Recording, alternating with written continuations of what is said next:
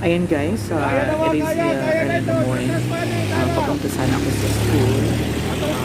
Makikita natin dito na ang Quinapondan rice fields ay nagmukhang dagat dahil sa matinding ulan na naranas ngayon ng Quinapondan.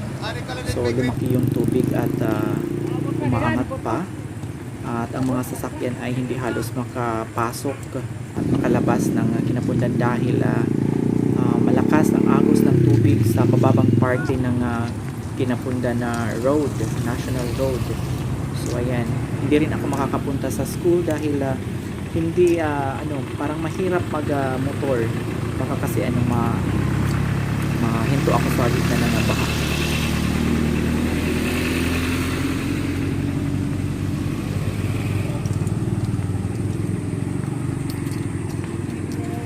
So ang bayan ng Quinapondan ay tinaguri ang rice granary of the southern part of eastern Samar. So itong mga palayan na sana na nakikita ninyo, green yan na color dapat, pero ngayon ay halos tubig na siya, nababalutan na siya ng tubig kasi malakas talaga ang ulan simula kagabi hanggang magdamag yung ulan, kaya lumakas ang parang mabilis ang angat ng tubig.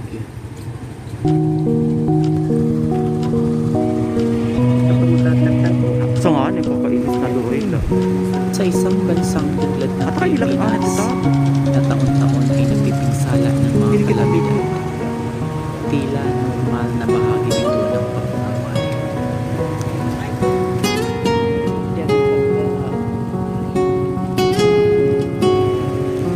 Nagdudulot man ng pagkawasak ng mga ari-arian at kumukuha pa ng buhay.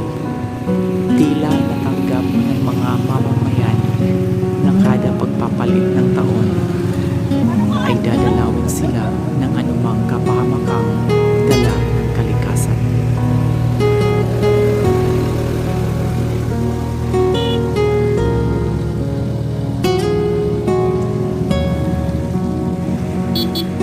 Ngunit kung ang agham ang tatanungin, ang dati normal na pinsalang dulot ng mga kalamidad ay dumudoble pa o mas lumalala dahil kantina raw ito ng kalikasan sa ating pag-aabuso.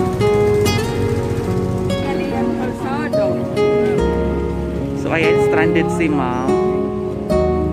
Yung school nila na nakalitaw.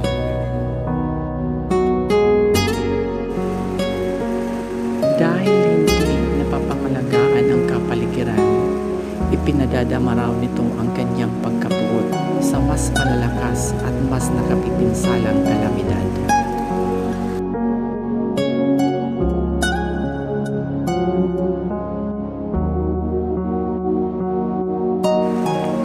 Ayon sa mga eksperto, dahil sa polusyon at global warming, mas malalakas daw ang mga bagyo na dumarating sa mundo na nagdudulot naman ng matitinding pagbaha.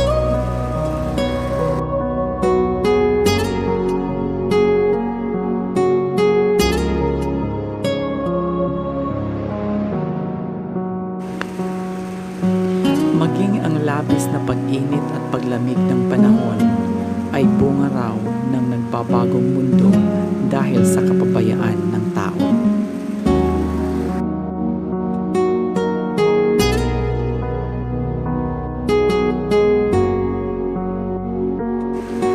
Dahil dito, mas hinihikayat ng mga siyentipiko na mas maging mapagmahal at madisiplina sa kalikasan.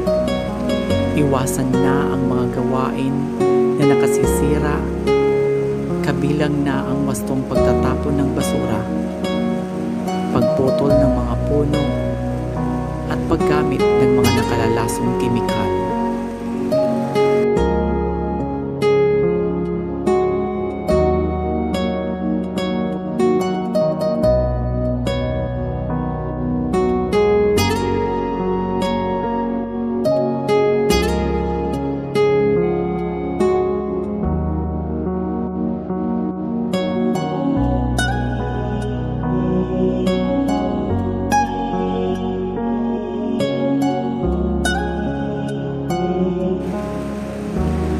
kailangan na tayong kumilos dahil kung mapapabayaan, ang mga kalamidad na mararanasan natin ay mas nakapipinsala pa at baka maging sanhi ng tuluyang pagkawasak ng daigdig.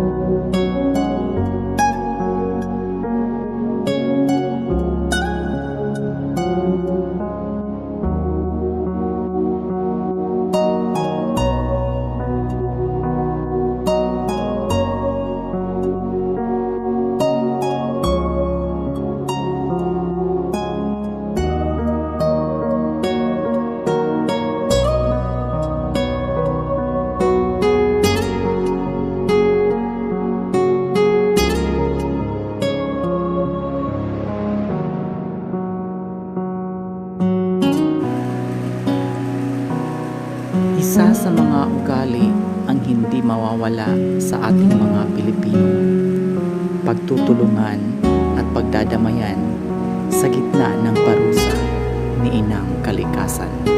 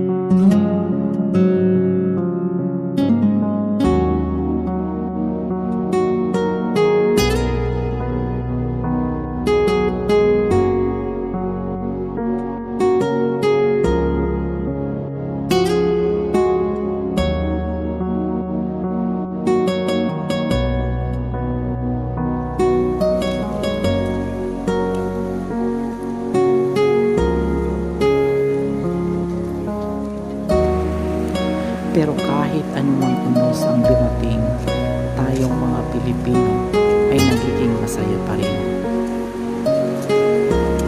Sabi nga ni Maylord Valdemoro, baha ka lang, TikTok the rest ako.